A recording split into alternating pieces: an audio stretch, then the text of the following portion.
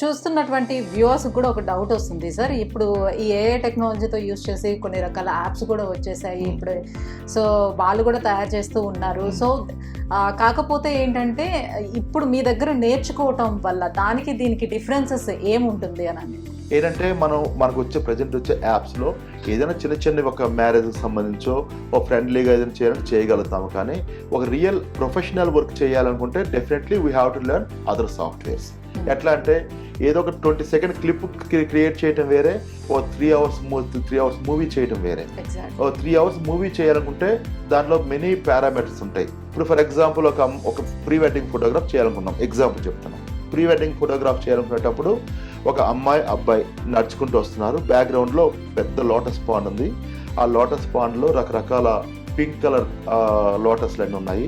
ఈ ఇమాజినేషన్లో మీ ఒక్క ఫోటో నేను ఎక్కడైనా తీసేవచ్చు, నేను రియల్ లొకేషన్ వెళ్ళక్కర్లేదు.